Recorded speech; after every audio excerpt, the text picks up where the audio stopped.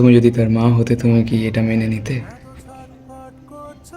তুমি যদি তার মা হতে তুমি কি 10 লাখে নিজের মেয়েকে বেঁচে দিতে?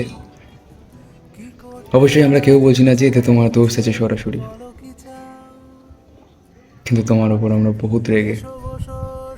কারণ তোমার রিসেন্ট রিপোর্ট শুনে মনে হচ্ছে যে তুমি বলছো এই ব্যাপারে আমি কিছুই করতে পারবো না।